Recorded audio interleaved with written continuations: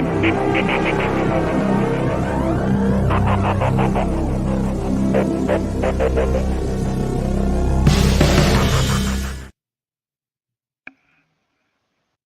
is up, everybody? This is a new episode of Catfish on Ice. This is episode 132 with your hosts Chad Minton and Kyle Perkins. We're joining you as the Stanley Cup Playoffs roll along. We're watching the Edmonton Oilers take on the Colorado Avalanche. And Kyle, the Oilers are saying that they don't want to be swept right now. How about that? I don't think anybody really wants to be, but I don't think Colorado gives many people much of a choice. Yeah, right. For sure.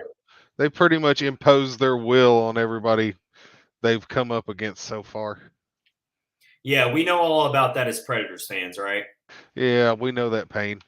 Well, we can go ahead and break news for you right now on episode 132. Chad Minton, yours truly, and Kyle Perkins. We are not we're not streaking right now. We're not running to work. Unlike, even though the gas prices are so high, and it might be cheaper to jog to work than it is to drive. We indeed did not take up the decision to streak during episode 132. So you're welcome for that. We should have. It would have added some drama to the evening. We would have gotten a lot of downloads, Kyle. I don't know about that. I don't know what it cost, but all right. Well, we're glad everybody's here with us. This is Catfish on Ice, episode 132. Our other awesome co-host, Rich Howe, is on vacation right now with his family, so we hope he's having a really good time, and we can't wait to see him for the next episode. But here's what we got in store for you tonight. We are going to start doing some player grades here. Since we're in the off season, we've had time to digest this past season and really think about what happened and what transpired. We're going to start putting out some player grades for this past season, and what better spot to start at on the roster than the top part of the roster, these top players that are most vital to this team's success. So we're talking about Philip Forsberg. We're talking about Ryan Johansson, Mikael Granlund, Matt Duchene. Those are the players we're starting off with tonight. We got a few other player grades. We shared our 3 player grades on our Twitter account at Catfish Ice if you're not following us. So go check that out. But we are going to get into those, really explain what we thought about these players' performances, and really talk about also, along with their player grades, what is their future outlook look like for next season? What role do they play with this team? Are they even going to be on this team next year? Do we think they should be on this team? There's a couple players we got to get into in these player grades tonight where, I'm sorry, but their future is not set in stone with this team. We are also, the draft is just 1 month away. The 2022 NHL Entry Draft is just a month away. And the Predators, they've got the 17th overall pick. That's what's projected right now. I'm pretty sure that's pretty set in stone. Kyle, is that true? Is it the 17th pick for sure? Yes, it is the 17th pick. Okay. That's locked in. All right, cool. So I saw it projected in a lot of articles, but I had to make sure that was for sure. So, yeah, they're picking 17th overall. Little interesting nugget about that. The only other time in their history that the Preds have ever picked 17th overall in their history, they took Dante Fabro in 2016. So if we can repeat a pick like that, I'll be okay with it. I don't know about you.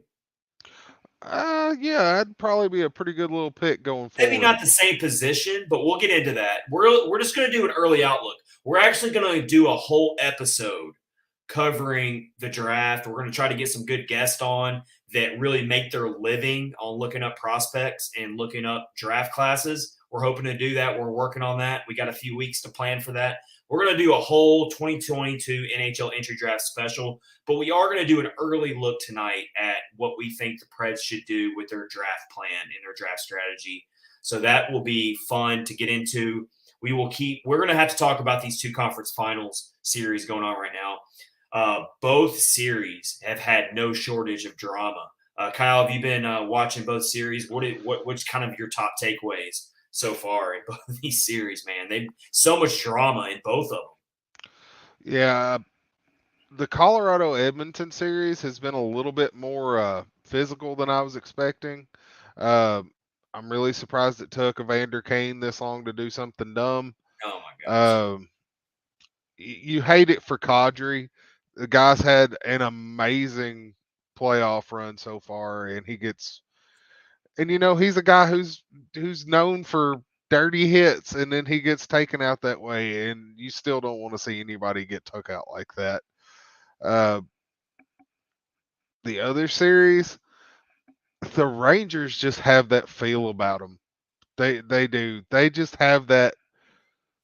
And I'm pulling for the Rangers because I don't think anybody expected them really to go this far, to even be putting up this kind of fight against Tampa. Did Tampa sit too long? I mean, That's a good point to bring up. Yeah. they did not. They have not looked good since coming back. They got the one win back, but we're gonna dive a little bit deeper into it. I got some things to say about that, but I do think you're absolutely right as far as the Rangers definitely pounced on them. They're the hot team. They are the team that's been tested all playoffs. I will say though, Tampa went to Game 7 too. They had to go to a Game 7 as well in the first round. But yeah, the Rangers are one of those tested teams that are they seem like they're playing with house money. They're the younger team. They're the team that if they lose, everyone's going to give them a pat on the back for making it this far. Mm-hmm. Whereas Tampa, come on, let's be honest. They're the back-to-back champs. Everyone expects them to be here. So let's see what happens. We're going to get more into that. And then we will dive into a few other things to close out this episode, some fun things we came across on the interwebs. I got a couple things, funny things, that I'm sure Kyle saw as well. And we'll finish it off with that. But let's go ahead and get started here, presented by DraftKings, Catfish on Ice episode 132.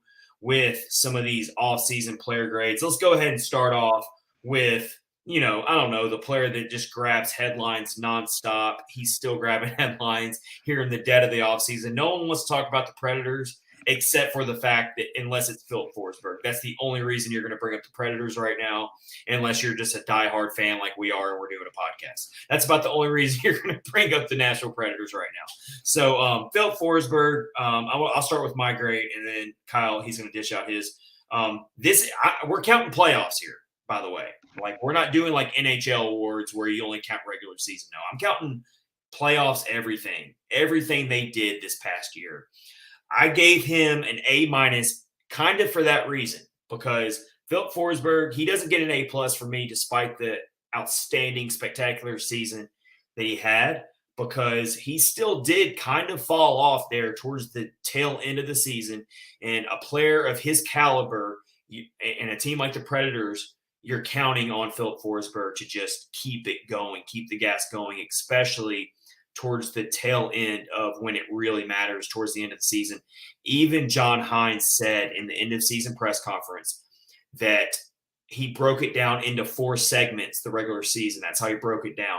And he said that the Predators struggled the most in the last segment of the season, which he said is also the toughest part of the season for a team.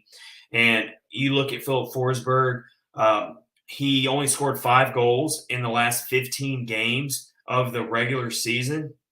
I know that's only for a lot of players, that's great. 5 goals in 15 games, not on his caliber.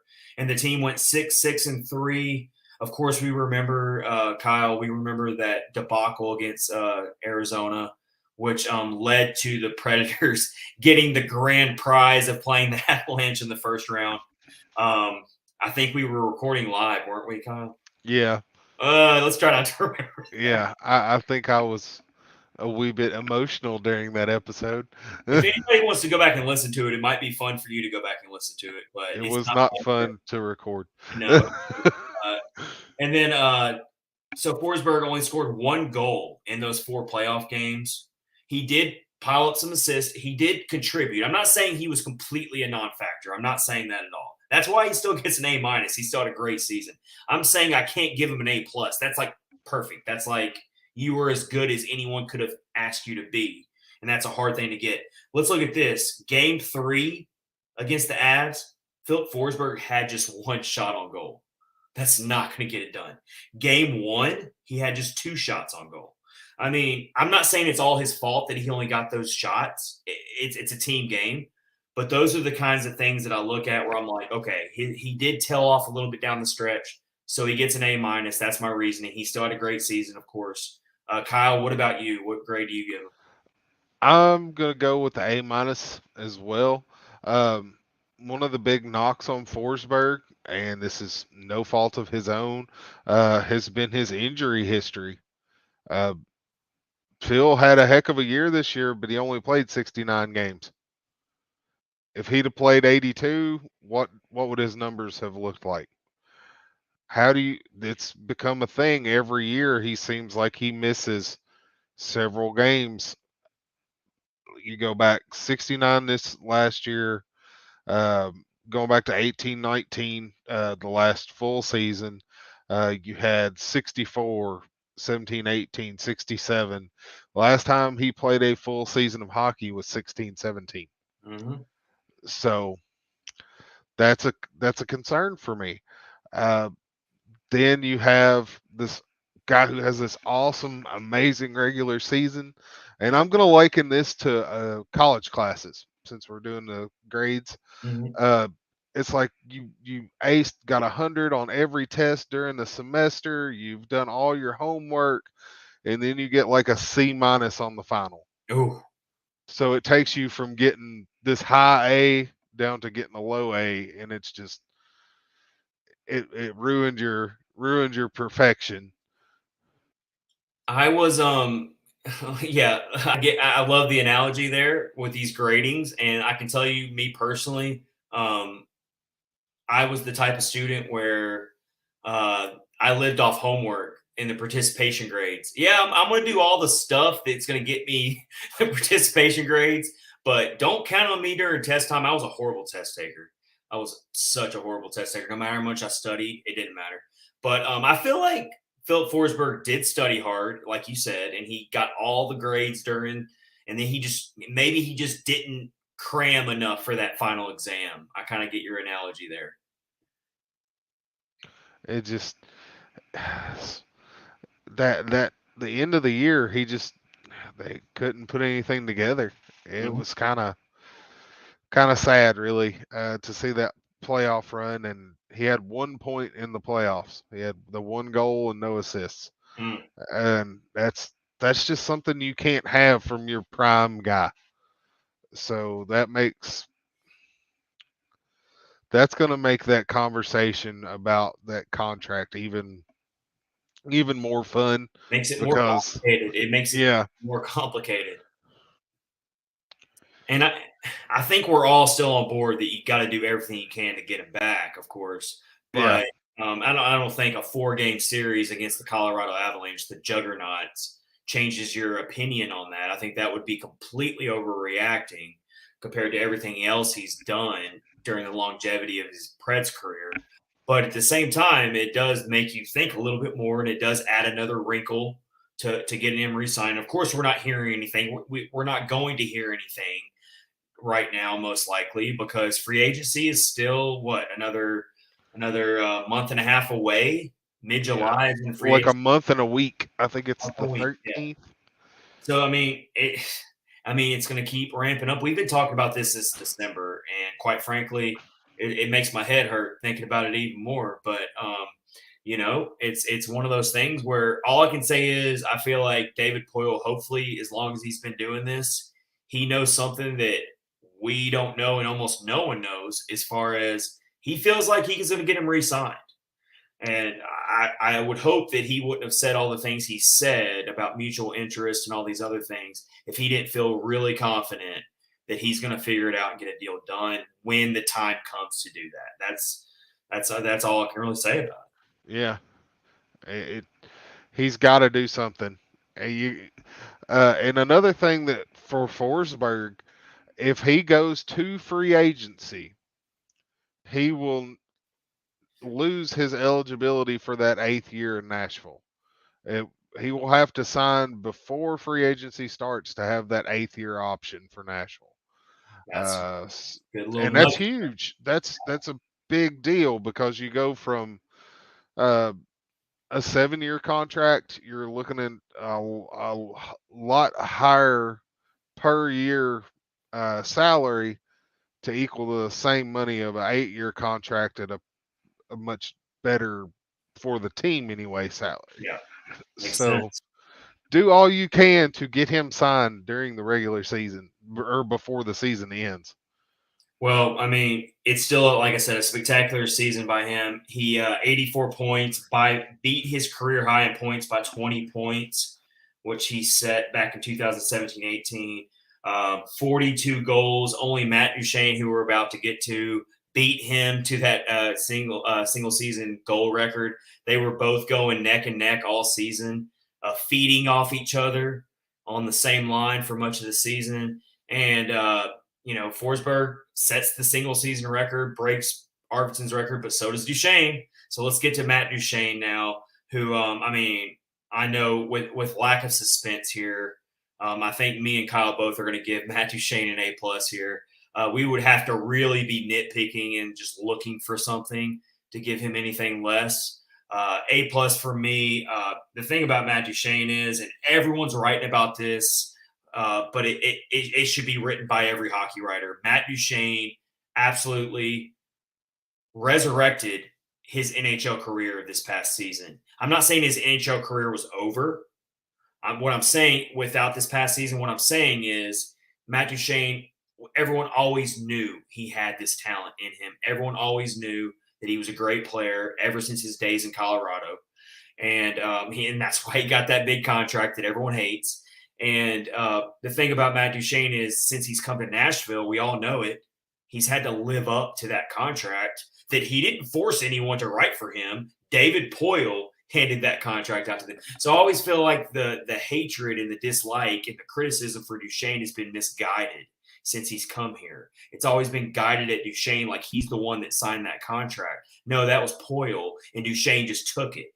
And Duchene had a great season before he came here with split with Ottawa and Columbus to get that contract. And so, and then here's the thing. He wasn't a bust before this past season. He had some he was playing really good hockey for Nashville, but he was just, he disappeared at moments, and he wasn't always the $8 million player. No one's arguing that. But this past season, I mean, wow. So here's what I'm thinking. I give him an A plus, of course. But here's the deal. That spotlight is going to continue to be on him, talking about next season. I mean, it's going to be shining just as bright on him. All those critics are going to be like, was that a fluke? Let's do it again. Let's see you do it again, Matt Duchene. Like, yeah, great. You did it for one season. The team still got swept. Do it again. And that's going to be on him, fair or foul. He's going to have to. I'm not saying he has to do what he did this past season, replica, but he's going to have to still have a really, really good, highly productive season. Kyle, what about you, man? What are your thoughts on Duchene other than the obvious that he deserves an A plus? I mean, the man had a career year. He beat his best points year by 16 points. Yep. He's had 70, I think 3 times if I'm looking right. But I mean, the guy was noticeable in every game. If he didn't score, he was buzzing around the net and doing everything he could to try to score, try to help his team win. You can't really fault much the guy did this year. He was arguably the best, most consistent forward all year long. Forsberg got on his hot streaks, where Duchene was more of a steady throughout the year guy. Yep. Um, if you look at Duchene's career numbers, his time on ice had dipped going back to 18-19, and he was down to 15 minutes average time on ice last year. This year he's up to 1901. That's pretty significant. Uh, that's a 4-minute difference in time on ice per game. That just goes to show you the coaching over the off season. Uh, I think Matt Duchene owes John Hines a pretty hearty handshake, Yeah. uh, as he seems to have brought out the best in Matt Duchene and Philip Forsberg. Mhm. Well, okay, so tying this back into Forsberg, and I know I'm not alone in saying this, Kyle, I think you'll probably agree with me, but I want to see what you think about this. Um, the Forsberg effect, the ripple effect here. I'm sorry. I mean, it seems pretty clear that if you lose Forsberg, you're not just losing Forsberg, but you're likely losing all this production and chemistry that you saw from Forsberg and Duchesne. Do you really want to lose that? I mean, what do you do if Forsberg is not in this lineup? Yeah, the Preds might go hard in free agency. We know Poyle has got a lot of money to spend, especially if Forsberg doesn't get re-signed. He's going to have a lot of money to spend. Yeah. We're talking projected cap room of top 10 in the league as far as cap money they're going to have to spend. So, and even if they do re-sign Forsberg for 9, 10 million, whatever it ends up being in that neighborhood, the Preds are still going to have money to spend for another big free agency ad, most likely. But if there's that void to fill with Forsberg, that is going to be. I really fear that it's going to completely throw off Duchesne's game, and he's going to have to start from square one, just like when he came here for the Yeah. first time in 2019. Well, you got to look at the synergistic effect of things. You have Roman Yossi having a career year with assists. You have Philip Forsberg having a career year with assists. You have Duchesne having a career year with assists. These guys are not getting the goal scoring numbers that they have without these assists that are coming from the other guys that are. It's one man does not a team make. Uh, the the chemistry and the uh, like I said, the synergy of these two guys together as a forward group, because they played well with either of the top two centers, either Johansson or Granlund, uh, but those two together were electric, and God, you hate to see that get broke up. And I mean, you already know that Duchesne's going to be around for a while. He ain't going anywhere. And then, so now you might as well, like, if you lose Forsberg, well, then that just throws everything off completely, more so than just losing the player himself, but also the ripple effect that it's going to send down the lineup. So, that's just another layer to it. But yeah, you mentioned career highs for Duchesne. Yeah, career high in points with 86, only to be outshined by Roman Yossi, which we're not doing Roman Yossi's player grade tonight. We're going to do that for a future episode. We'll do all the defensemen together. But yeah, so only to be outdone by him. Otherwise, he'd be the single season franchise leader in points. Um, let's see, career high in goals this year with 43, beat that by 12 for his career.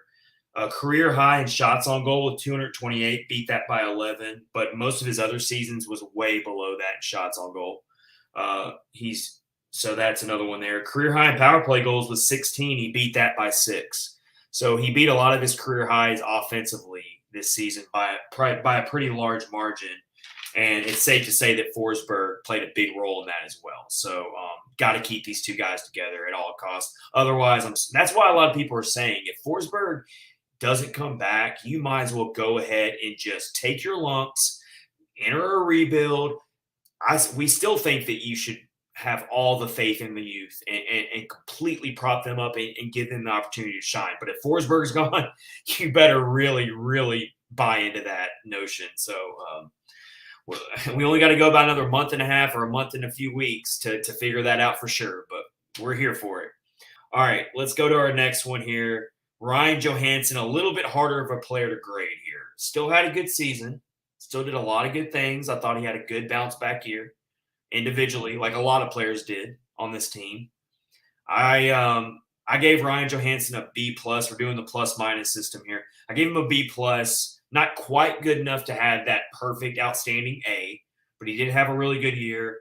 Again, set career highs. The stat that really stood out to me, and I didn't realize this until today, just kind of really looking through his stats and looking through his some of his outlying numbers and stuff. And I shared this with the Catfish and Ice group, our little community here, and I just thought it was crazy. So before this past season, Ryan Johansson had 6 seasons with the Preds. This is counting his partial season when he got traded in 2015-16 here. In those 6 seasons, Ryan Johansson had 14 power play goals in just 6 seasons. This past season, he put up 11 power play goals. Kyle, I know you've got a little bit of a reason for why that happened, and kind of explain it to us. Why did Ryan Johansson outburst for 11 power play goals in one season when he had just 14 in his previous 6? Well, you look at the power play and the guys that were on it, that first unit. Um, they finally used Ryan Johansson the way he should be used on the power play. He's a big guy. He's just a big guy. Put him in front of the net, you will profit. It's a very simple formula. Pretty much every team does it. Fire the puck at him and see if he can redirect it, get a pass in down low. Most of Ryan's goals are not pretty. They're not flashy. They're those ones that you have to zoom in on to see where the puck is because there's so many bodies around. But that's exactly why his power play has went up like it has. Uh, I ended up giving Ryan a B minus,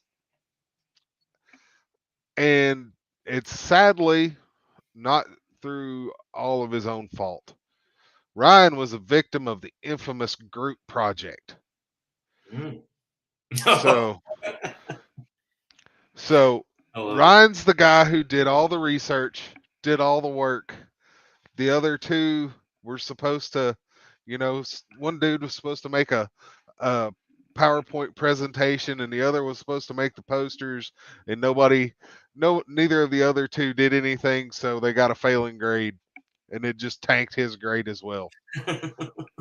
I mean, Ryan had a really good year. He ended up with 63 points, 37 assists, 26 goals, solid numbers. Maybe not for his pay grade, but still solid numbers. And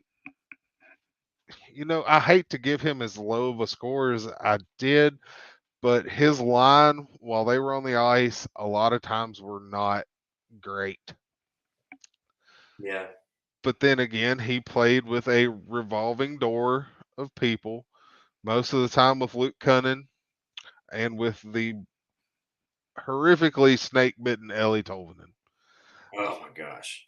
Um, We're gonna do Ellie Tolvanen's grade next. Real quick, I want to ask you this real quick, Kyle. What do you think about this question? Much like Duchesne, can Johansson repeat this uptick in goal production, or was it an anomaly? I think he absolutely can. I think he has a better chance of repeating his goals this year than Duchesne does. Okay. A 43 goal season that's hard to pull off.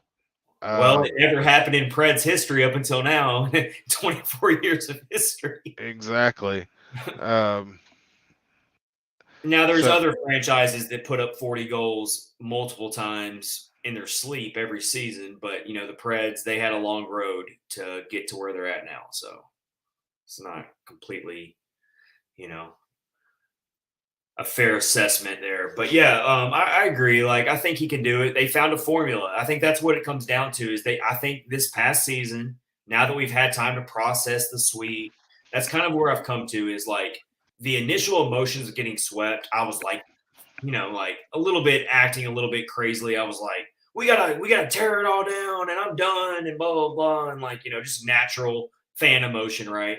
And now I've kind of come around to now that I've let everything kind of simmer a little bit and process it and think about it.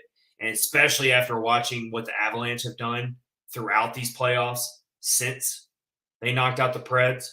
I'm not saying it should make you feel any better. I'm not saying we should be pleased or anything like that. All I'm saying is it is totally fair game, at least in my opinion, to at least look at what the Avalanche are doing and how great of a team they are. When you watch the Avalanche, I mean, they are so skilled. It's like you're mesmerized by it. Like they're relentless on the puck.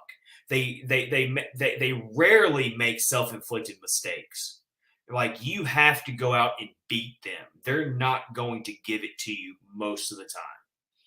And then you see Darcy Kemper go out and you're like, oh, this is their chance. They got Francouz has got to come in, and we saw Francouz in the first round and in Game 3 in that controversial Ryan Johansson poke in the eye with the stick on Kemper. Everyone thought it was malicious and it was on purpose. That was so dumb.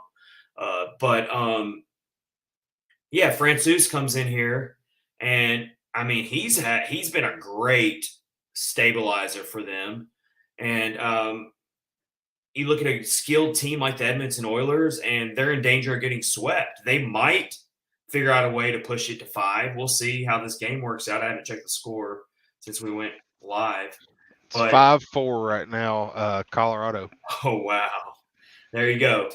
So it's like, I'm not saying, like I got some pushback on Twitter for posting a question. All I said was, and it literally was just an honest question. And that's literally how I opened up the tweet. But I said from the Catfish account, all I said was honest question. Should we basically not so much feel better, but the Preds also had some games that were close against the Avs. If you don't just look at the final score and you actually watch the game. And it was literally just an honest question. I wasn't making one way or the other. All I said was, if you take out the Connor McDavid effect, because everyone knows he is the hands down the best player in the world, did the Preds play the Avs pretty good compared to what the Oilers have done? I mean, I just threw it out there for people to think about it. And some people were like, "Oh no, you can't even debate that." Like the Oilers are hands down better than the Preds, and they've played them. And I will say in a 7-game series, the Oilers would beat the Preds most likely. I'm not saying, but I'm just saying, take out Connor McDavid for a second because he is just such a great player. I don't know. The Preds, I mean, they had chances, especially Game 2. Connor Ingram had them in line of stealing Game 2 in Colorado in overtime. That's all I threw it out there. Yeah, the game Connor stood on his head was the only one they were really in. I was at Game 3, Kyle, and it felt like we had a chance there. I was in person right there, and the bottom fell out because of penalties. But you're right, though. Game 2 was really the game. They could have flipped the series. You are right. But Game 3 felt like, and even Game 4, they had it tied for a second. So, I mean, no one's arguing that the Preds are even in the same class as the Avs. No one's arguing that. All I'm saying is contrasting it to the Oilers, who are also possibly about to be swept by the same team. It's just worth at least comparing the two sweeps and figuring out just how bad are the Preds or just how good are the Avs. They're that good. They're that good. Mm-hmm. And Edmonton's tied it up. Oh, wow. Well, there you go. Yeah. 2.5 minutes left. Let's see. You got goals tonight from the Oilers from Zach Hyman. I really like Zach Hyman, though. I really enjoy his game and how he plays. Nugent Hopkins has a goal for them. McDavid scored his 10th goal of the playoffs. Hyman has 2 goals tonight, actually. And then, let's see. Cassian has the latest goal. McDavid assisted. Draisaitl had the assist as well on that last goal. So there you go. Looks like Draisaitl has 4 assists tonight, a 4-point night. McDavid has a goal and 2 assists. So there you go. If you could pick right now, and you could pick between Connor McDavid and Leon Draisaitl to have on your team, who would you pick? I got to choose between one of them? Yep, one of them. I'm still going Connor McDavid. I know it's not that clear. I know that's a cop-out, and that's an easy choice. I know the more popular choice is to say Leon Draisaitl. That's tough, though, man. I mean, I think Leon is the better team guy. Okay. That's my thought on it. I can roll with that. But those two together, though, is just not even fair. And that's the thing about the Oilers is it's like even if they don't, they're obviously probably not going to make it to the Cup final because no one sees them coming down from 3-0, even if they win tonight. But if they can figure out a way to get a couple more players, especially their goaltending, they've got to get their goaltending figured out. If they got a bona fide Shesterkin, Vasilevsky type of goalie, game over. I mean, that's their biggest thing they need. They're showing that they have some depth scoring. Like I just brought up Zach Hyman. I really like Hyman. I know we don't like Evander Kane, but he does put goals in. But I'm just saying, like they have some secondary guys, but goaltending, man, they got to figure that part out. Yeah, when you've got a 41-year-old goaltender and that's your best option, that is not good.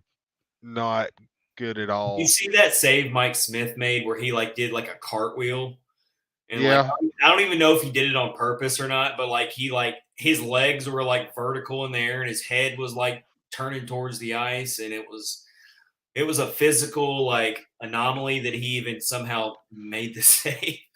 yeah, it's I don't. I'm really afraid he's going to injure himself badly.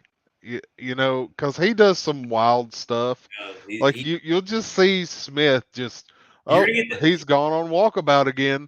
You're gonna get, you're either gonna get the best or the worst of Mike Smith. There's no in between with him. He's all over the board. He might make the most spectacular save you've ever seen, jaw dropping, like, oh my God, how did he do that? And then he gives up 4 soft goals in a row, and then next thing you know, your team's done. Yeah, he's either letting in everything or nothing. Yeah, It's just Easter famine. yeah. So they got to figure that out. But I still think the Oilers are going to be around for another year or two as far as pushing for Western Conference supremacy. But obviously, the Avalanche are here to stay. They're not going anywhere. Elliot Friedman came out today and said that he could see a scenario where Cal McCarr wins the Hart Trophy next year. I don't think that's far fetched at all. No.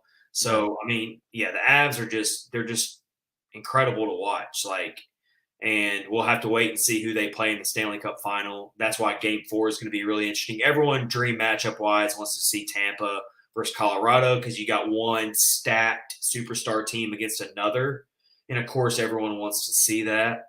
But this Rangers team is so fun to watch as well, and it's hard to count the Rangers out, even if they don't score. They've got this guy named Igor Shesterkin I mean, you have to put 50 shots on goal on him to beat him, which is what Tampa Bay had to do in Game 3. Mhm. I just like the Rangers. They're easy to like. They are. Panarin, Zibanejad, they're easy to like. Lafreniere is actually turning into a good Kid line. player. And how about that name, the kid line? I mean, Capo Caco and Heedle, Philip Heedle. I mean, Heedle has been just a knockout. Like I'd never heard of this kid, but that line right there is fun to kid watch. line. I mean, just love that name. Then you got Chris Kreider, who's putting in goals. I mean, I know he's not the most likable player, but Chris Kreider. And then you got Adam Fox, which is arguably a top 3 defenseman in this league. A lot of people think he's a top 3 defenseman. He's definitely young as well. I mean, just so many players they got on this team, and they're going to be around for a while. And I've Yeah. already put this out there. If they don't win a cup this year, they've got a 5-year window at least. I haven't looked at their salary caps and all their contracts, but I feel like they've at least got a 5-year window with how young they are. And with Igor Shesterkin in there, who's just coming into his own, he's so new to this league. I mean, watch out. The Rangers are going to hoist one eventually with this group, if not this year. So we were hoping to have Tara Shea of the Glove Drop on this episode, actually, but we were unable to record with her. Unfortunately, she's battling with COVID right now, and we wish her the complete best. We hope to have her on before the playoffs end.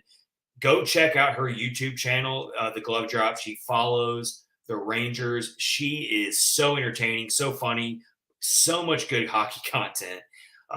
And we hope to get her on eventually once she gets to feeling a little bit better. So shout out to Tara at the Glove Drop.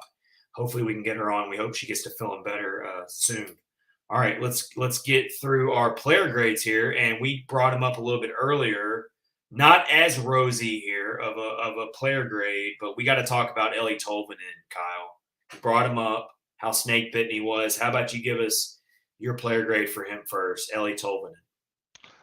I'm gonna give Tolvanen a B minus, and that's because you look at Tolvy this year, say you have a combined grade for all your subjects.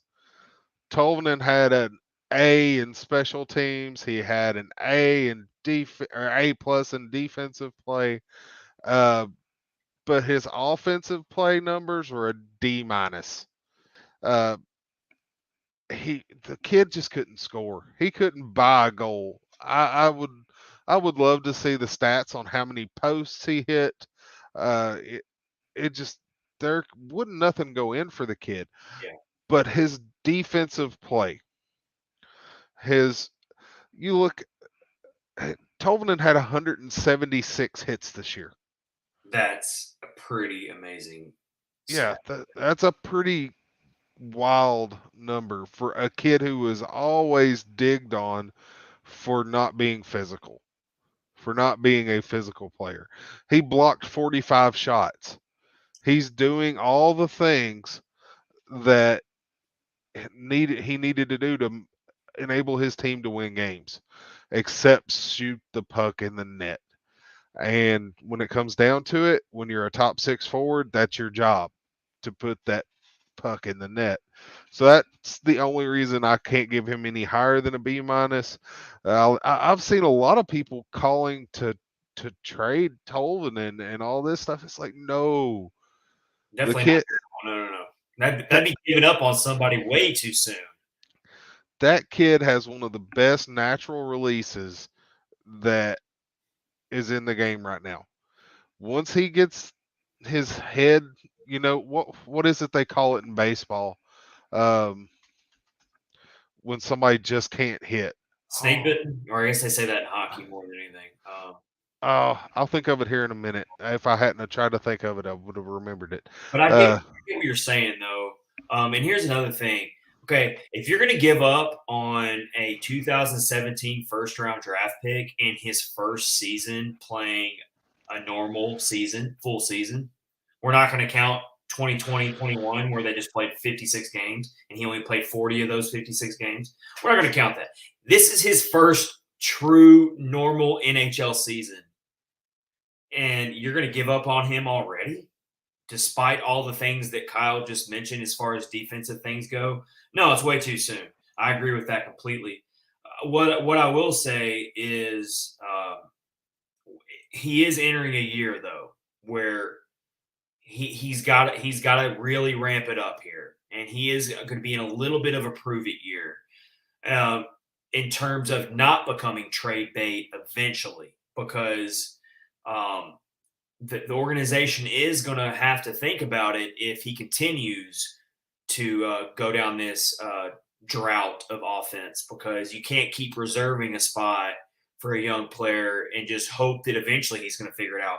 But as of now, it's way too soon. I was a little bit harder on him than you, but not too much. I gave him a C plus, just because he is still counted on to give you that offense, and he just wasn't able to do it. Not all his fault, but he does. And 7.3 shooting percentage this past year. You got to think that that's going to definitely correct itself if he stays aggressive and he stays in the right mindset. He doesn't shy away. And then you've got to hope that he ends up on the right line and gets the right line mates to work with and all that good stuff.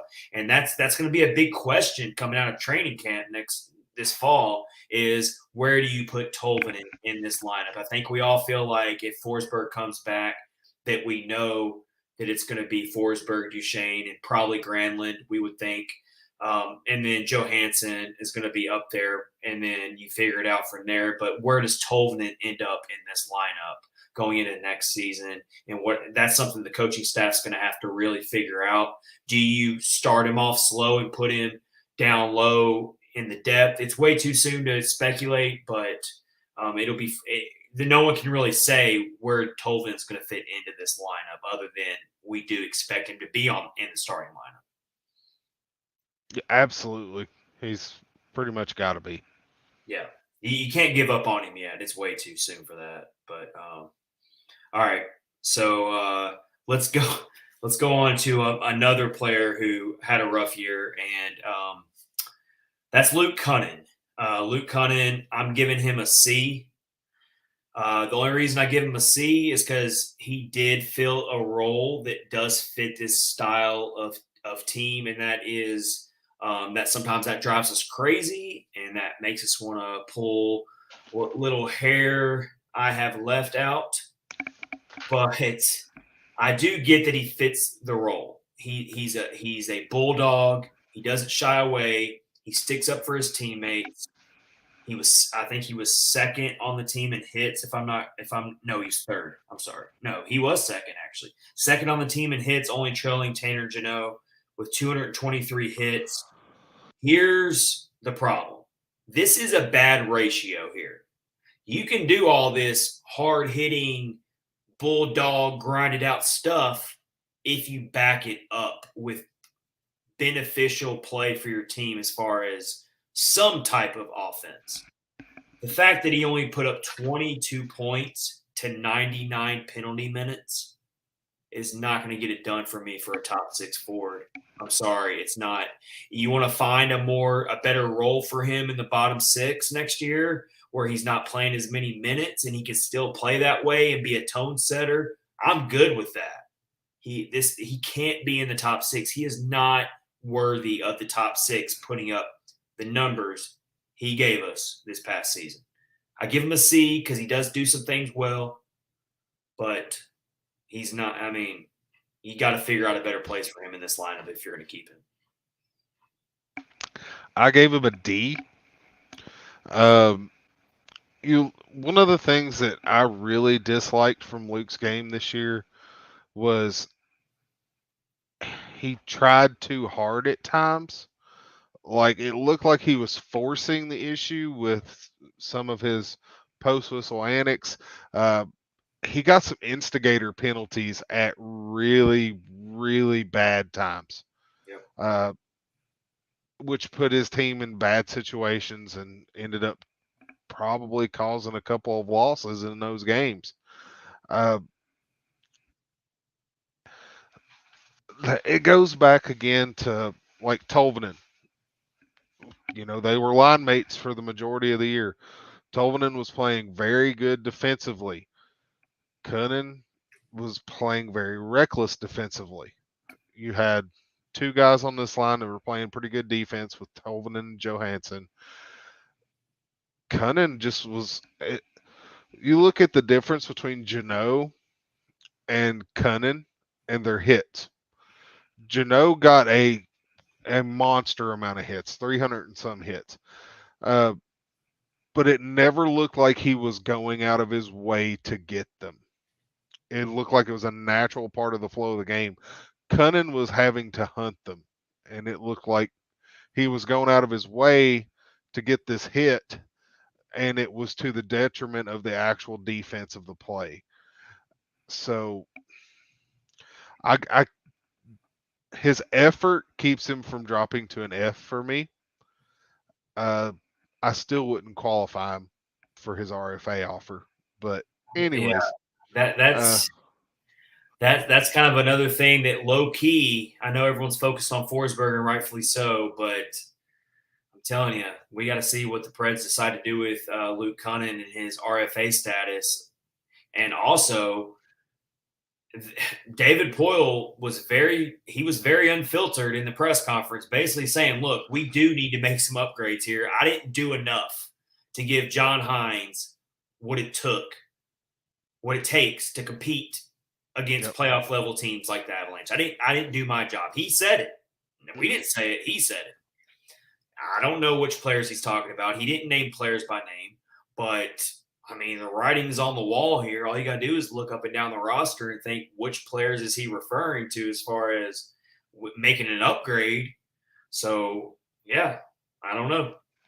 That's a good point. I mean, Luke Cunning came here in a trade for Nick Bonino. Are we really completely just oh my gosh, we can't give up on Luke Cunning because we gave up Nick Bonino for him? I mean, don't get me wrong. Nick Bonino was a great player. I love Nick Bonino in his time here.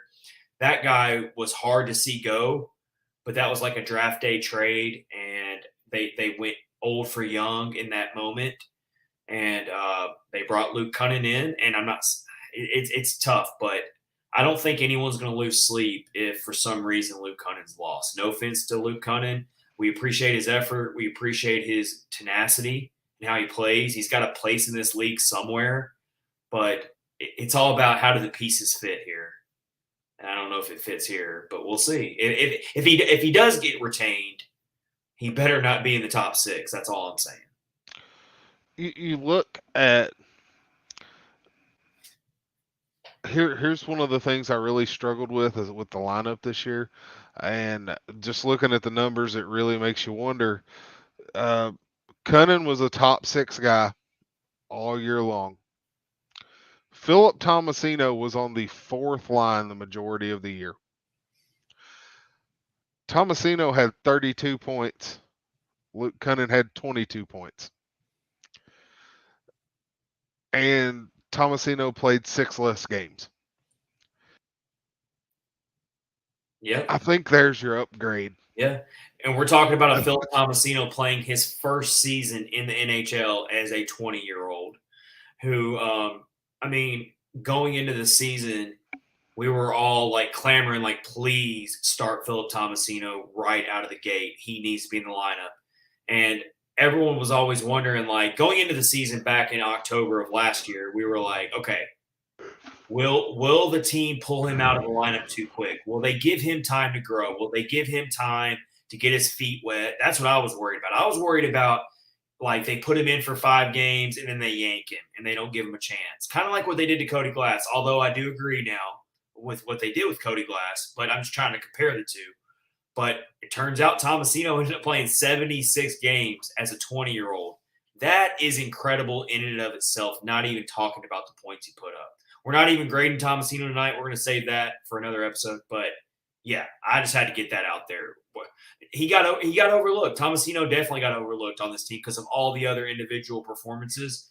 But the people who really follow this team and really love this team and look at the stats and look at the numbers, and they know how important Tomasino was and how impressive of a season he had. He was, I mean, so young of a player. He came in and just he looked really comfortable for most of the season in my eye test anyway. I mean, if you get down to it, would Yakov Trenin or Tanner Jeannot be a better top 6 player than Cunning was this year? I think it's fair to say that. I think people are worried about breaking up the herd line, though. That's where you get in. Like, they're worried about breaking up that trio there. That's what I think. Tanner Jeannot would absolutely be a better fit than Cunning in the top 6, and you got to explore that. You absolutely have to explore that. We're gonna see a shakeup there, whether it's a free agency or whatever it is. We'll see it. Okay, let's do our final player grade for this episode, and then we will continue more player grades in future episodes later this offseason throughout June. Again, this is episode 132 of Catfish on Ice presented by DraftKings with hosts Chad Minton and Kyle Perkins.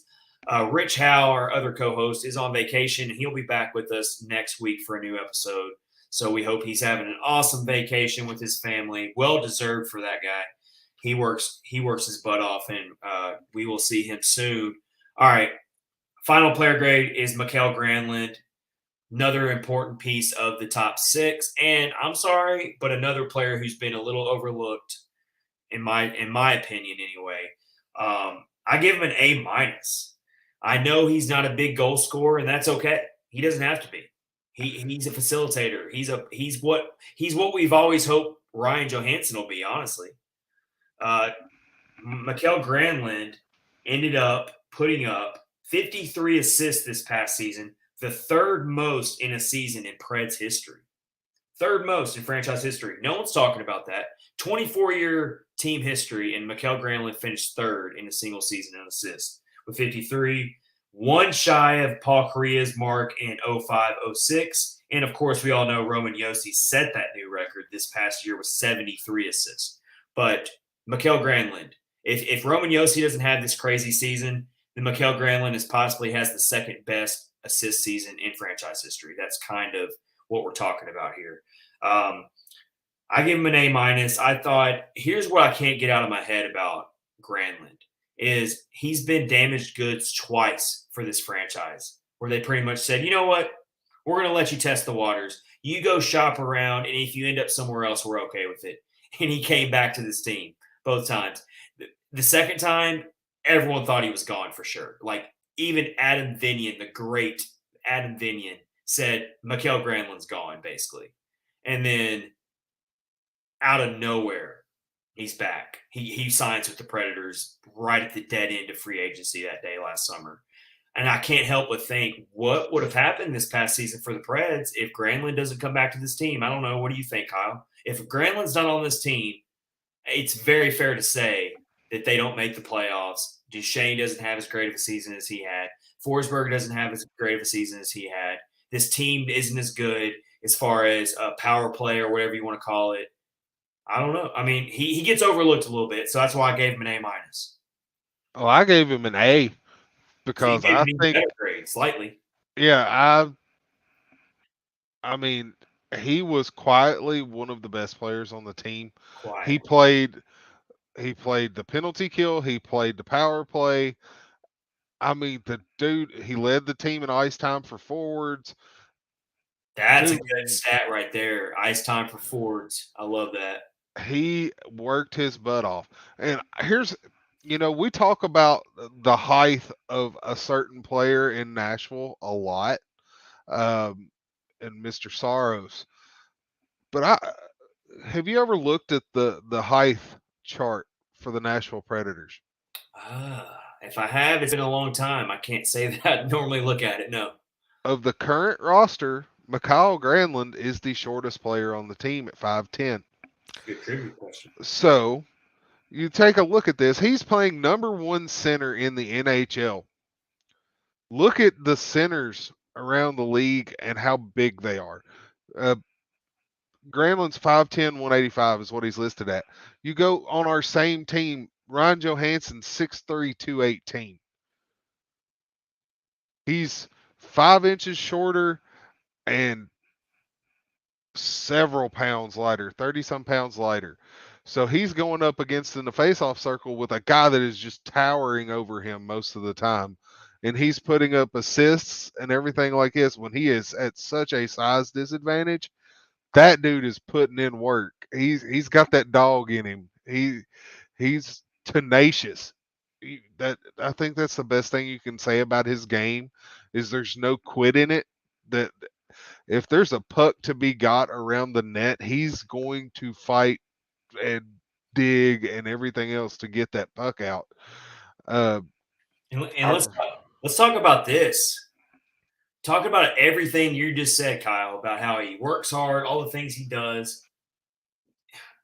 We talk about bad contracts in this franchise all the time. Let's talk about the good ones too. They got this guy for $5 million AAV, and they got him yeah. for 3 more seasons. So if he can just even do 75% of that production, I mean, obviously we want it all, but I'm just saying, like $5 million a year for that, for what you think is your best center on the team. That is a steal of all steals. If we're going to talk bad contracts, we got to talk good contracts as well. Yeah. $5 million a year for that, for what he gave you this past season. $5 million a year, dude. That's we'll give a thumbs up for Poyle on that one. I know we rag on him constantly. He deserves some of it, but I mean, Oh. Sorry. Grantley also bailed him out though. Edmonton just got swept, and it's Oh, on a controversial call. oh no. You're gonna have to update us on that because I didn't see it.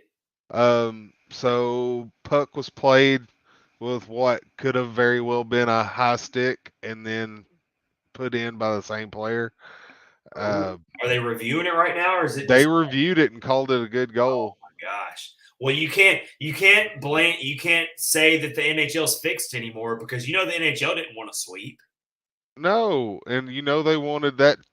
They want a Canadian team in the Cup final. It's good for Well, business. well, I'm going to reserve judgment and really just I'll let you judge on that because I haven't seen it. I'm sure I'll see it soon here across the timeline. But wow, what a way to end that series, though. I mean, no one thought the Oilers were going to come back anyway, but to get swept like that, I mean, wow.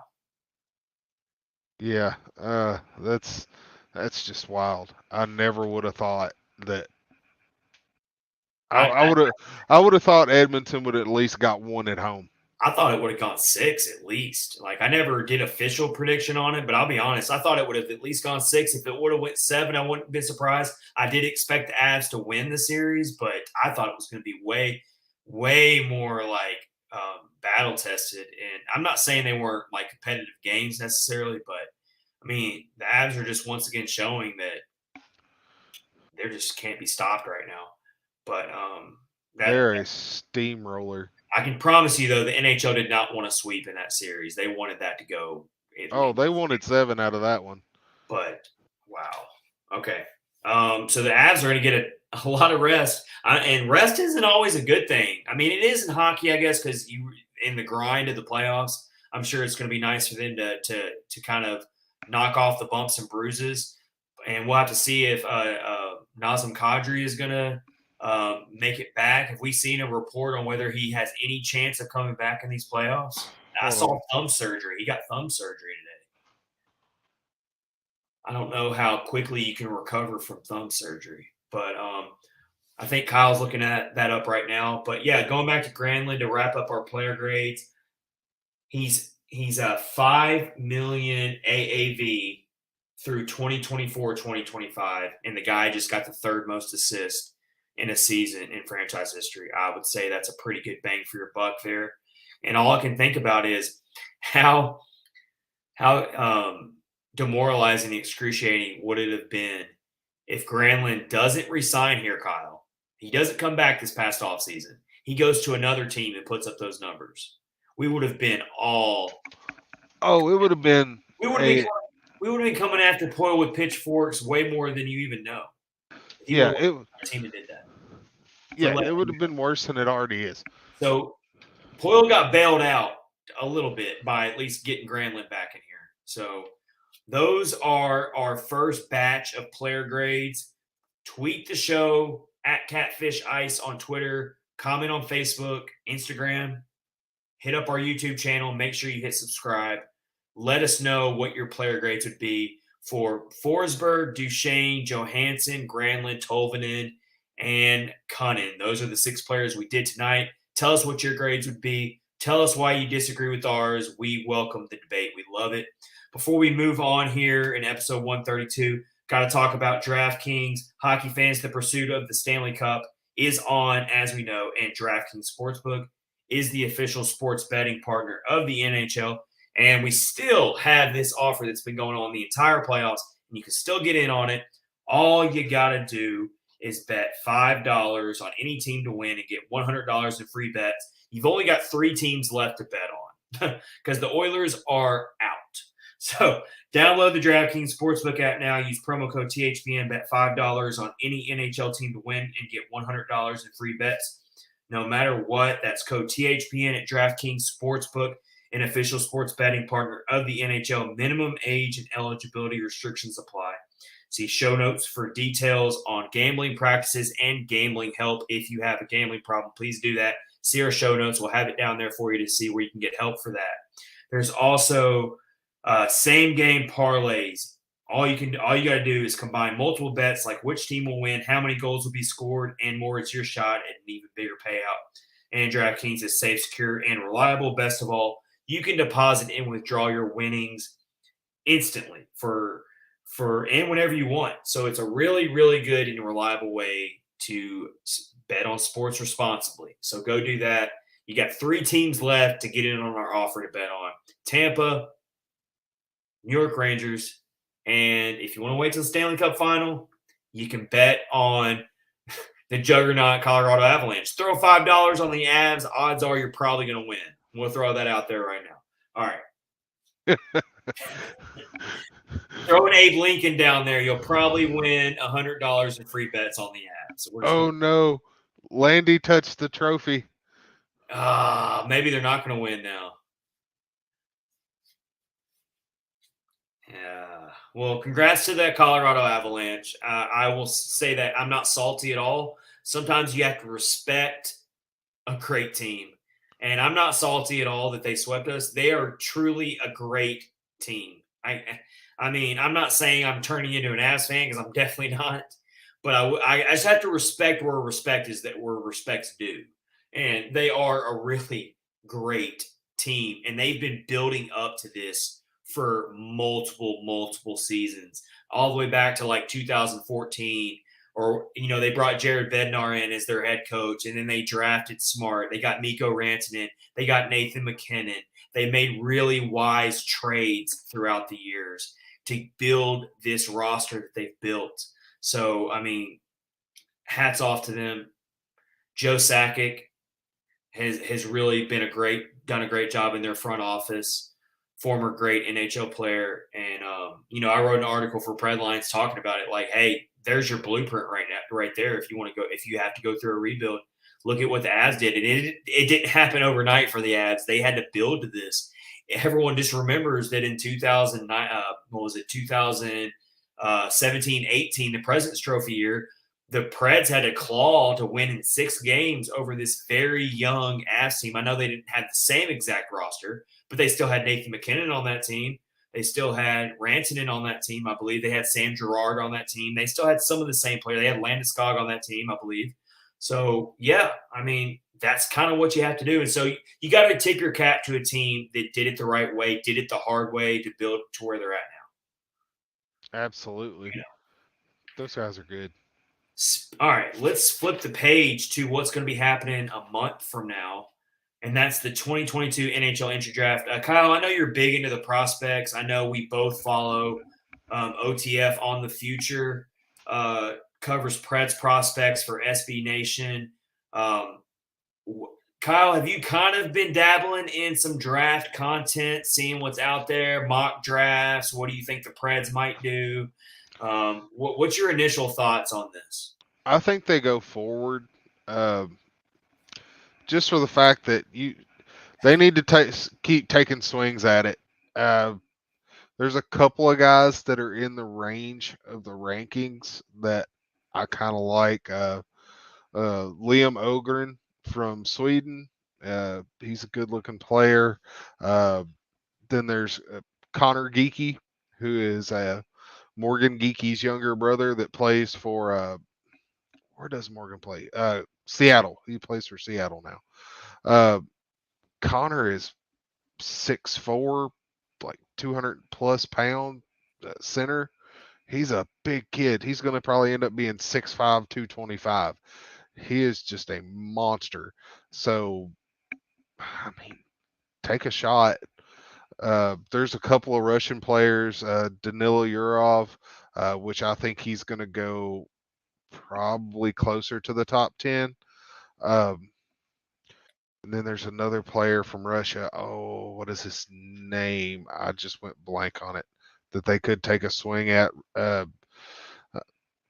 There's a few really good players lurking around that range, but none of them are going to come in and instantly change the franchise. Yeah, no, this is a down the road pick you're making here to really resupply your prospect pool, if anything, because you're about to be pulling some of these players from your prospect pool. So you got to you got to constantly be reloading, and so I get what you're saying as far as targeting a forward, and I totally agree. But I also feel like if it comes down to taking the best player on the board outside of a goalie, then you take it. So if there is a really good defenseman that slips down to number 17 out of nowhere, maybe a defenseman you're not expecting to fall down who has top 10 potential, then I'm not against taking that swing either. Because either way, like you just said, the player you're taking is not going to make an instant impact. So, but the position of need is always going to be for this franchise to find yourself an offensive center or wing, because that's what this franchise has always lacked. I mean, this franchise has always had a hard time having homegrown offensive forward talent, specifically at center. They've always had a great time developing defensemen. They've never had a hard time finding goalies for the most part, but it's always eluded them. And then when they have had some really good forwards that they've drafted, like Kevin Fiala, well, they didn't keep him for very long. So, yeah, but we have some hope with Philip Tomasino right now, and Luke Evangelista and Zachary LaRue and some recent draft picks that they've made. So they're definitely making headway in that department. But I think it's a best player on the board scenario for them this year. Maybe Yeah, not much position except for goalie. I don't even know what goalie prospects are out there. I haven't dove into it that deep yet, I but haven't looked at goalies at I all. don't. I don't think there's some generational goalie in this draft. That I mean, if there is, I haven't come across it yet. I haven't heard of any. I'm not seeing any in the ranking that I'm looking at right now. And even if there was, that's still a situation where most likely the Preds would need to pass at 17 and take a different position.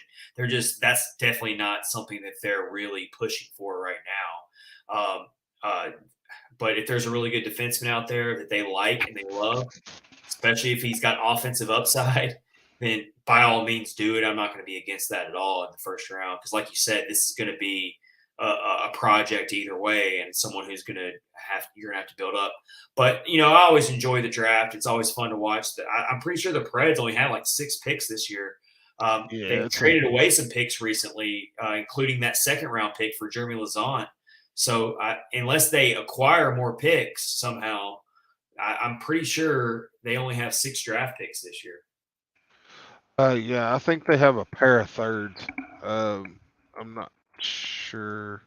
I'm looking right now. If you want to fact check me on that, I think the last time I looked, it was 6, which is a pretty low number.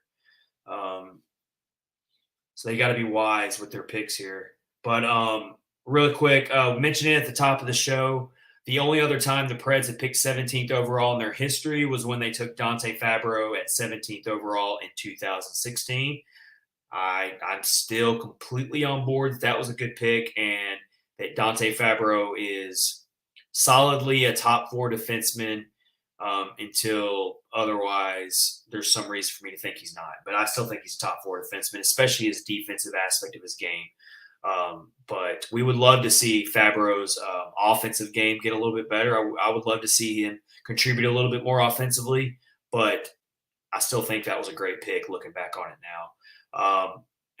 I went back because I had a lot of time on my hands today. I went back and looked at all the 17th overall picks since like the year 2000. And I only found 3 really like eye-opening great picks. Like great, they ended up being great NHL players, like outstanding NHL players. You got Kyle Connor, 17th by the Jets in 2015. You got Thomas Hurdle, 17th by the Sharks in 2012.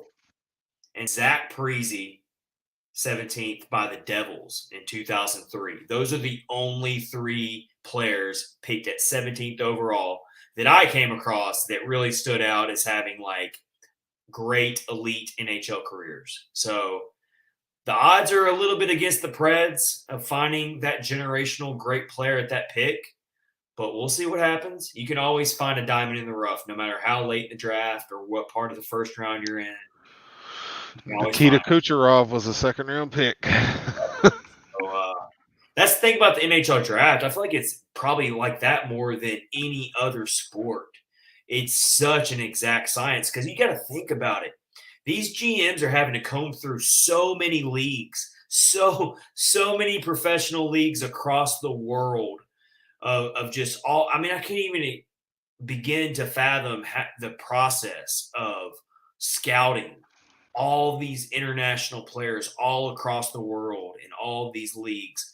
Whereas some of these other sports like NFL, oh yeah, you're scanning the college ranks and you're most likely scouting your SEC schools and your Big 12 schools and your Oklahomas and your Texases and your Alabamas.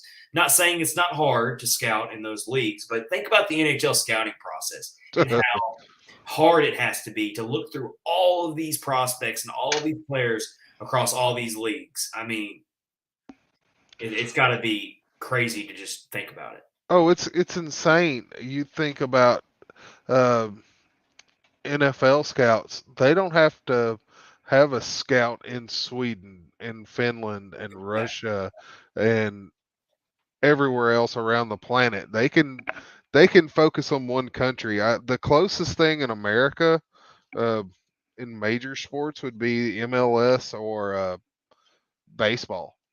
Baseball, they definitely have to scout internationally, Um, but still not on the level of hockey.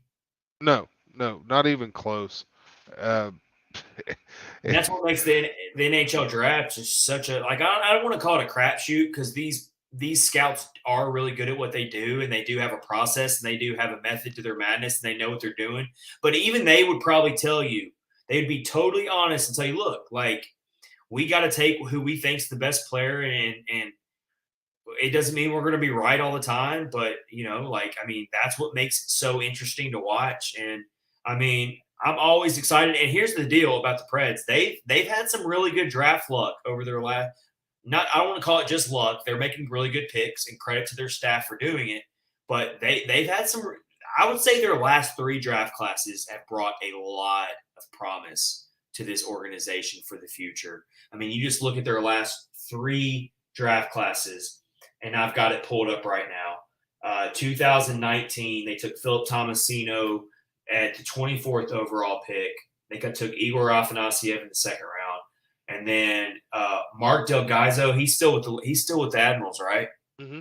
And I don't know what his future looks like, but I've heard good things about him. Semyon Chistikov, it's got a bright future. You got Ethan Hayter in there, who I've heard good things about, and Juuso Parssinen. That 2019 draft class, Kyle, and I know you really do follow the prospects closely. That 2019 draft class has me really pumped up. That's a good-looking draft class there. Yep. Juuso Parssinen posted a video today. He was out in the middle of nowhere watching rally races, and it's like, oh, we need to hang out because that looks like a good time. And then you see Yaroslav Askarov like out there like taking selfies and just living his best life right now. He looks so happy to be here. Yeah, and he's back in Russia now. He's gone to get his wife, and them two meeting at the airport was all sweet and everything. And well, we wish him all the safety, back over there and stuff. Of course, with the war going on over there and everything, we just really wish him the best. And then, of course, anyone who's dealing with that, all the travesties going on over there. All of our hearts are out to the Ukrainians right now in that brutal war. We try to be an escape for people. We try to, because there's so much going on in this world that's so sad. It's so hard to process, and we don't want to get into all the issues because that's not what we're here for. There's other outlets for that, but we are here for you to be an escape and talk hockey and just have fun. And so that's what we're here for. But let's go to the next draft class, 2020. They took Askarov, of course, at the 11th overall pick. I even remember at the time some people criticizing taking a goalie so high. And I'm like, come on now. That was a great pick. I mean, if you can take a generational goalie, you take it. Even with some of his struggles in the KHL and the VHL, I don't care. Like, that was a great pick. And you're not going to convince me otherwise until I see it, until I see him over here. Luke Evangelista was taken in the second round of that draft at 42nd overall. Luke Prokop got taken in the third round, another really promising player. Adam Wilsby, who's a really good defenseman. I know you've been high on Wilsby. You've talked about Wilsby in the past. Yes, I think he could end up being a bottom four defenseman. Is where I think he could round out depending on how he develops. Good stuff. But I'm really looking forward to seeing Luke Prokop in Milwaukee next year. I saw him score a goal. He scored a goal in his team's. I got to see what league it was. Can you catch me up on that, Kyle? He scored a goal. I saw it from the team account. Oh gosh, he plays for the Edmonton Oil Kings. Well, he scored. He scored the other night. I do know that because it popped up on my timeline. And then you've got one of the best names ever, Gunnar Wolf Fontaine. Yes, was in the 7th round of that draft as well. So another really promising draft class when we look at it right now. And then this past year's draft, the Preds only had 6 picks. They took Fedor Svechkov in the first round, which was also kind of criticized because they basically criticized Svechkov of not having an offensive game, if I remember correctly. But he's kind of changed that narrative. I feel like he's been doing pretty well scoring and offensively speaking in his playing since then. He's done okay. He hasn't had a lot of Uh, he played a lot of the year on SKA Neva, uh, and they were the SKA that weren't very good this year. Uh, the big team was pretty good, and their is it MHL? I get the bottom leagues confused over there. It's the So many leagues MH. out there, I can't keep them all straight. It's the MHL and the VHL. One of them is the junior league. One of them is their kind of AHL affiliate type deal. Uh, but their AHL type affiliate over there was not that great this year. Um, he didn't really score a lot of goals there, but he played really well on the junior squad, and he played a few games up on the big squad and did not do too bad there. Um, so Is it? I mean, and the jury is still out on this entire draft class. It's too early to like make sweeping impressions of a 2021 draft class. But of course, you got Zachary LaRue, who everyone is really excited about. I know we all love Zachary LaRue. Anton Olson was taken in the third round, and then you had a pair of fourth round picks: Ryan Ufko, Jack Madier, and Simon Kanak. If I mispronounce any of those names, I'm terribly sorry. I will figure them out eventually. But we have got to focus on this year's draft now. But all I'm saying is the last three draft classes have been very, very promising for this Preds organization, and now you got to build on it. And that's one thing. That's another thing I got to give David Poyle and his scouts a lot of credit for. They've drafted pretty good. I mean, you really can't like be too upset with how this team is drafted over the last 3 years. I'm not upset about it. And it's not like the NFL or the NBA where these draft picks just immediately come in and make an impact. And for anyone who might be new hockey fans, that's totally cool. You know, everyone welcomes in new fans to the game, but you just got to understand if you're also a fan of football or NBA, think about it more like baseball. Baseball, it takes time to make it up to the big leagues. It's very similar to that style, maybe even a longer road, honestly, than baseball in terms of making it through all these minor league ranks, making sure your body's ready for NHL hockey.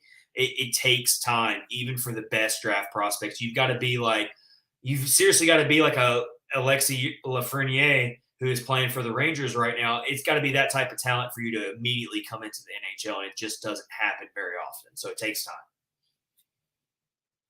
Mm-hmm. So we're excited about it, though. It'll be fun. It'll be fun. So we will do a full episode of that. We got to try to get on the future on here again, though, because he's been on here twice. Eric, love him. I mean, he's one of my favorite follows on Twitter. He puts out. I mean, I feel like I get smarter every time I read a tweet by him when it comes to our prospect pool. And so he's been on the show a couple times. We got to get him on before probably part of our draft episode if he can fit time in. I'm sure he's busy is all get out right now, but we got to get him in if possible to really give us some knowledge on this draft class. We're hoping to do that. All right, here's how. Let's wrap up this episode here. First of all, Kyle, what are you thinking about? They're talking about Barry Trotz a little bit more as far as where he might end up. They're even speculating he might take a year off.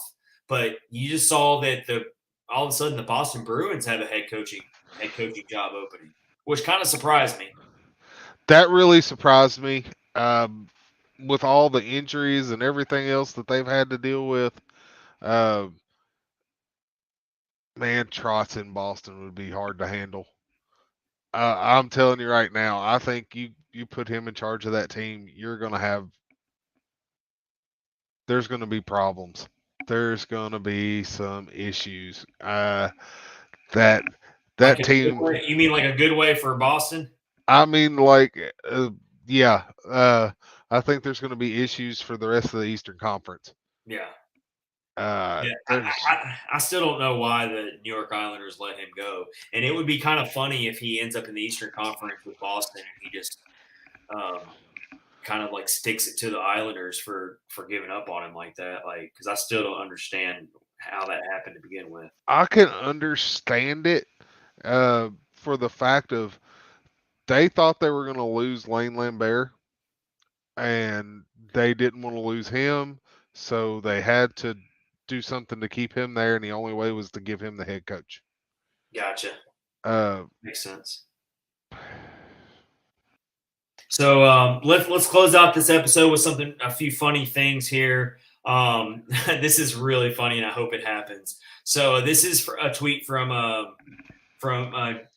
Jimmy Trana on Twitter. He put, if the Lightning Rangers series goes 7 games, Game 7 is scheduled to be played at Madison Square Garden on June 14th. Guess what else is scheduled on June 14th at Madison Square Garden? Justin Bieber. I enjoy anarchy like this. he can play the intermission. So, Kyle, I can already assume that you already had your Justin Bieber tickets bought. You're going to be really upset if Absolutely, I'm a Justin Bieber believer. Game 7. I'm a believer. I will be heartbroken if I miss this concert. Dude, I'm telling you right now, there are some people who don't give a rat's ass about hockey, and they're big Justin Bieber fans. And if they cancel Justin Bieber for Game 7 of a hockey game they don't give 2 craps about, there is going to be anarchy. But here's the thing. He's a huge hockey fan, so he would probably be like, "This is more important than my concert." I did think about that because he is a big hockey fan. He's well known to be, but it's just a really happy accident. And I want to see Game 7 anyway. So that just puts icing on the cake for me if I could see that happening. I want more of that series.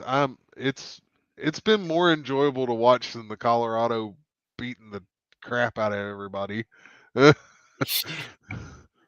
I do think that that series has 7 written all over it, but at the same time, Shesterkin, man, he's just capable of doing anything right now. He could definitely take this out in 5 and just say I'm done. And Vasilevsky, to his credit, is also a great goaltender, but Vasilevsky's been outplayed by Shesterkin if you put them head to head. Vasilevsky's shown a little bit of holes in his game, whereas Shesterkin, he's looked human. Yes, but what a goaltender battle! God, just thank you so much for giving it to us. Honestly, hockey god. You have 2 completely opposite series. You have one where goaltending is optional and one where goaltending is the show. So true. Good stuff, though. We love it. Thanks, everybody, for joining us. Catfish on Ice, episode 132 with Chad Minton and Kyle Perkins, your host. Rich Howe will be back next week for a new episode with us as well. So stay tuned for that. Thanks so much, everybody. We hope you have a great week. Take care. Take care of each other. Be kind to one another. And we will see you next week. See y'all later.